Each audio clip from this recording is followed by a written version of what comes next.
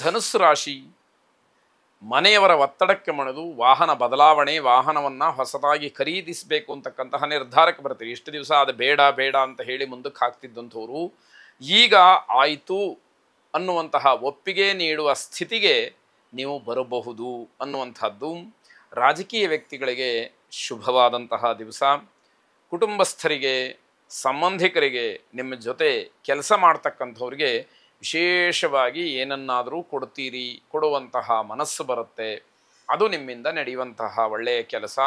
ಎಲ್ಲರೂ ಕೂಡ ಅದಕ್ಕೆ ಮೆಚ್ಚುಗೆಯನ್ನು ವ್ಯಕ್ತಪಡಿಸ್ತಾರೆ, ಸಂತೋಷ ಪಡ್ತಾರೆ ಅಂತಕ್ಕಂಥದ್ದು ಮುಖ್ಯವಾಗುತ್ತೆ. ಅವಿವಾಹಿತರಿಗೆ ಮದುವೆಯನ್ನು ನಾನು ಮಾಡಿಸ್ತೀನಿ ಅಂತ ಭರವಸೆಯನ್ನು ಕೊಡ್ತೀರಿ. ಎಷ್ಟರ ಮಟ್ಟಿಗೆ ಸಾಧ್ಯ ಅನ್ನುವಂಥದ್ದು ಪ್ರಶ್ನೆ ಆಗತ್ತೆ. ಅದಕ್ಕೆ ಅವಕಾಶ ಕೊಡಬಾರ್ದು. ಬೇರೆಯವರಿಗೆ ಮಾತು ಕೊಡುವಂಥದ್ದು ದೊಡ್ಡ ವಿಷಯ ಅಲ್ಲ, ಏನು ಬೇಕಾದರೂ ಮಾತು ಕೊಡ್ಬೋದು. ಆದರೆ ನಮ್ಮ ಯೋಗ್ಯತೆಗೆ ಅದನ್ನು ಉಳಿಸ್ಕೊಳ್ಳೋದಕ್ಕೆ ಸಾಧ್ಯ ಆಗತ್ತಾ, ಅಥವಾ ನಾವು ಮಾಡಿಕೊಟ್ಟಿದ್ದನ್ನು ಯಾರು ಸ್ವೀಕಾರ ಮಾಡಿರ್ತಾರೆ ಅವರು ಉಳಿಸ್ಕೊಳ್ತಾರಾ, ಇದೆಲ್ಲವನ್ನೂ ಕೂಡ ಗಮನಿಸಬೇಕಾದಂಥದ್ದು ಮುಖ್ಯವಾಗುತ್ತೆ. ಇದೇ ರೀತಿ ಯೋಚನೆಯಲ್ಲಿ ಈ ದಿವಸವನ್ನು ಕಳೆದು ಬಿಡ್ತೀರಿ. ಯಾವುದು ಕೆಲಸ ಆಗುತ್ತೋ ಬಿಡುತ್ತೋ ದಿವಸ ಅಂತೂ ಹೋಯಿತು ಅನ್ನೋ ರೀತಿನಲ್ಲಾಗತ್ತೆ.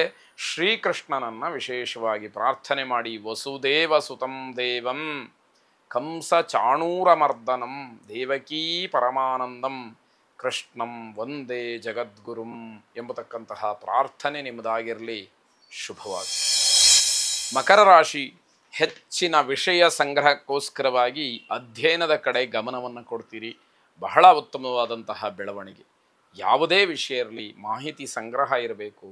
ಗ್ರಂಥಗಳನ್ನು ಓದಿ ಅನುಭವವನ್ನು ಪಡ್ಕೊಳ್ಬೇಕು. ದೇಶವನ್ನು ಸುತ್ತಿ ಅನುಭವವನ್ನು ಪಡ್ಕೊಳ್ಬೇಕು. ಇದು ಬಹಳ ಮುಖ್ಯವಾದಂಥದ್ದು. ದೇಶವನ್ನು ಸುತ್ತಬೇಕು, ಕೋಶವನ್ನು ಓದಬೇಕು. ಇದು ಹಿರೀಕರ ಅನುಭವದ ಮಾತು. ಅಂತಹ ವಿಚಾರಕ್ಕೆ ನೀವು ಮುಂದಾಗ್ತಕ್ಕಂಥದ್ದು ಮೆಚ್ಚುಗೆಗೆ ಕಾರಣವಾಗುವಂಥದ್ದು.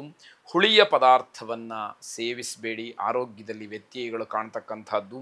ತಂದೆ ತಾಯಿ ಸಂತೋಷವಾಗಿದ್ದರೆ ನಿಮ್ಮ ಕೆಲಸಗಳೆಲ್ಲ ಆಗ್ತಾ ಹೋಗುತ್ತೆ. ಇದರ ಅರ್ಥ ನೀವು ಅವರಿಗೆ ವಿರುದ್ಧವಾಗಿ ನಡ್ಕೊಳ್ಬಾರ್ದು, ತಂದೆ ತಾಯಿಯ ಮನಸ್ಸನ್ನು ನೋಯಿಸಬಾರ್ದು ಅಂತಕ್ಕಂಥದ್ದು.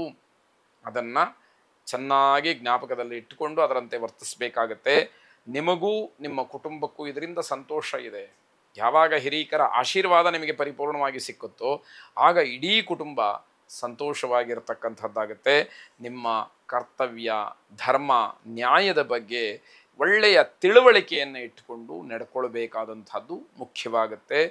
ಮಹಾಲಕ್ಷ್ಮಿಯನ್ನು ಪ್ರಾರ್ಥನೆ ಮಾಡಿ, ನಮಸ್ತೇಸ್ತು ಮಹಾಮಾಯೆ ಶ್ರೀಪೀಠೆ ಸುರಪೂಜಿತೆ ಶಂಖಚಕ್ರ ಗದಾಹಸ್ತೆ ಮಹಾಲಕ್ಷ್ಮೀ ನಮೋಸ್ತುತೆ ಎಂಬ ಪ್ರಾರ್ಥನೆ ನಿಮ್ಮದಾಗಿರಲಿ. ಶುಭವಾಗಿ. ಕುಂಭರಾಶಿ, ಶಾಶ್ವತವಾದಂತಹ ಗೌರವ, ಶಾಶ್ವತವಾದಂತಹ ಸಂಪತ್ತು ಎಲ್ಲವೂ ಕೂಡ ಸ್ಥಿರವಾಗಿರಬೇಕು ಅಂತಕ್ಕಂತಹ ಮನೋಭಾವ ನಿಮ್ಮಲ್ಲಿ ಈ ದಿವಸ ಮತ್ತೆ ಮತ್ತೆ ಕಾಡುವಂಥದ್ದಾಗತ್ತೆ. ಏನು ಮಾಡಿದರೂ ಕೂಡ ಅದು ಶಾಶ್ವತವಾಗಿ ಇರಬೇಕು ಅನ್ನುವಂತಹ ಭಾವನೆ ಮನಸ್ಸಿಗೆ ಬರುವಂಥದ್ದು. ಮನೆಯ ಸದಸ್ಯರ ಮೇಲೆ, ಸ್ನೇಹಿತರು, ಸಂಬಂಧಿಕರಿಂದ ಒಳ್ಳೆಯ ಅಭಿಪ್ರಾಯ ಇರೋದಿಲ್ಲ. ಅಯ್ಯೋ ನಿಮ್ಮ ಮನೆಯವರ ಅನ್ನೋ ಭಾವನೆಯನ್ನು ವ್ಯಕ್ತಪಡಿಸ್ತಾರೆ. ಆಗ ಅದು ಕೇವಲ ನಿಮ್ಮಲ್ಲಿರತಕ್ಕಂತಹ ಪ್ರೀತಿ ವಿಶ್ವಾಸವನ್ನು ಹೆಚ್ಚು ಮಾಡುತ್ತೆ ಹೊರತು ಇಡೀ ಕುಟುಂಬಕ್ಕೆ ಸಂಬಂಧಪಟ್ಟ ಹಾಗೆ ನಿಮ್ಮ ಮನೆಯ ಸವಾಸ ಬೇಡ ಅಂತ ಹೇಳುವಂತಹ ಸ್ಥಿತಿ ಇರಬಹುದು ಅನ್ನುವಂಥದ್ದು ಗೊತ್ತಾಗುತ್ತೆ. ಸಾಯಂಕಾಲದ ಹೊತ್ತಿಗೆ ಎದೇನೋ ಕಾಣಿಸ್ಕೊಳ್ಬೋದು. ಹೃದಯ ಸಂಬಂಧಿ ಸಮಸ್ಯೆ ನಿಮಗೆ ಕಾಡಬಹುದು. ಎಚ್ಚರಿಕೆಯಿಂದ ಇರಿ. ನಿಮ್ಮ ಪ್ರಾಮಾಣಿಕ ಮತ್ತು ಶಿಸ್ತುಬದ್ಧವಾದಂತಹ ಕೆಲಸ ನಿಮಗೆ ಗೌರವವನ್ನು, ಮೆಚ್ಚುಗೆಯನ್ನು ತಂದುಕೊಡುತ್ತೆ. ಯಾರು ಏನೇ ಹೇಳಿದರೂ ಕೂಡ ಆಗಲ್ಲ ಅಂತಕ್ಕಂತಹ ಮಾತು ನಿಮ್ಮಲ್ಲಿ ಬರುವುದಿಲ್ಲ. ಅದು ಈ ದಿವಸದ ಮಟ್ಟಿಗೆ ಮಾತ್ರ. ಆಗ ಜನ ನಿಮ್ಮನ್ನು ಮೆಚ್ಚುವಂಥದ್ದಾಗತ್ತೆ. ಜನರಿಗೆ ನಿಮ್ಮ ಬಗ್ಗೆ ಒಳ್ಳೆಯ ಅಭಿಪ್ರಾಯ ಸರ್ವೇ ಸಾಧಾರಣವಾಗಿ ಬರುವಂಥದ್ದು. ಯಾಕೆ ಅಂತಂದರೆ ನಾವೇನು ಕೇಳಿದರೂ ಇಲ್ಲ ಅಂತ ಹೇಳೋದಿಲ್ಲ, ಹಾಗಾಗಿ ಒಳ್ಳೆಯವರು ಅನ್ನುವಂತಹ ಭಾವನೆ ಜನದಲ್ಲಿ ಇರುತ್ತೆ. ತಂದೆ ತಾಯಿಗಳನ್ನು ವಿಶೇಷವಾಗಿ ಗೌರವಿಸಿ, ನಮಸ್ಕರಿಸಿ, ಅವರ ಆಶೀರ್ವಾದ ಪಡ್ಕೊಳ್ಳಿ. ಶುಭವಾಗಿ. ಕೊನೆಯದಾಗಿ ಮೀನರಾಶಿ, ಹೊಟ್ಟೆಗೆ ಸಂಬಂಧಪಟ್ಟ ಹಾಗೆ ಒಂದಷ್ಟು ಸಮಸ್ಯೆಗಳನ್ನು ಎದುರಿಸಬೇಕಾಗತ್ತೆ. ಹೆಚ್ಚಿನ ಸಮಯ ನಿಮ್ಮ ಆರೋಗ್ಯವನ್ನು ಸರಿಪಡಿಸ್ಕೊಳ್ಳೋದರಲ್ಲೇ ಹೋಗಿಬಿಡುತ್ತೆ ಅಂತ ಹೇಳಬೇಕು. ನಿಮಗೆ ನಂಬಿಕೆ ಇರತಕ್ಕಂತಹ ವ್ಯಕ್ತಿಯ ಜೊತೆಯಲ್ಲಿ ಮಾತ್ರ ನಿಮ್ಮ ಕೆಲವು ಗೌಪ್ಯತೆಗಳನ್ನು ಅಥವಾ ಗುಟ್ಟಾಗಿಟ್ಟಂತಹ ವಿಷಯಗಳನ್ನು ಹೇಳ್ಕೊಳ್ಬಹುದು. ಅದಕ್ಕೆ ಅವಕಾಶಗಳಿದೆ. ಹೇಳೋದು ಬಿಡೋದು ನಿಮ್ಮಿಚ್ಛೆ, ಅದು ನೀವು ಸ್ವತಂತ್ರ. ಆದರೆ ಅವಕಾಶ ಈ ದಿವಸ ಇರುವಂಥದ್ದಾಗತ್ತೆ. ಸ್ಪರ್ಧಾತ್ಮಕವಾದಂತಹ ಪರೀಕ್ಷೆಗಳಿಗೆ ಸಿದ್ಧತೆ, ಅದರ ಒತ್ತಡ ಹೆಚ್ಚು ಕಾಡುವಂಥದ್ದಾಗುತ್ತೆ.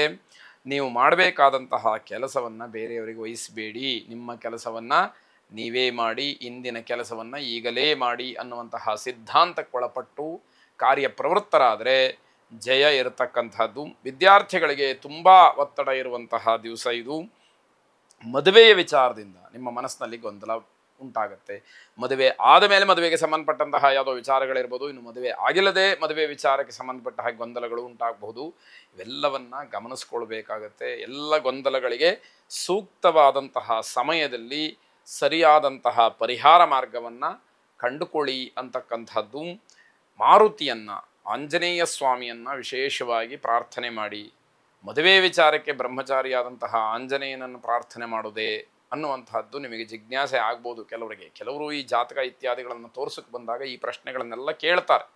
ಆದರೆ ಆಂಜನೇಯನಲ್ಲಿ ಇರತಕ್ಕಂತಹ ಗುಣಲಕ್ಷಣಗಳು ಅಥವಾ ಆಂಜನೇಯ ನಮಗೆ ಅನುಗ್ರಹ ಮಾಡೋದ್ರಿಂದ ನಮಗೆ ಸಿಗ್ತಕ್ಕಂತಹ ಆ ಶಕ್ತಿ ಸಾಮರ್ಥ್ಯಗಳು ಬೇರೆ ಬೇರೆ ಆಗಿರುತ್ತೆ. ಬುದ್ಧಿ, ಬಲ, ಯಶಸ್ಸು, ಧೈರ್ಯ, ನಿರ್ಭಯ, ಅರೋಗ, ಆಮೇಲೆ ವಾಕ್ಪಟುತ್ವ, ಇವೆಲ್ಲವೂ ಕೂಡ ಆಂಜನೇಯನಿಂದ ಸಿಗ್ತಕ್ಕಂಥದ್ದು. ಅವನು ಬ್ರಹ್ಮಚಾರಿ ಆದರೆ ನಮಗೇನು?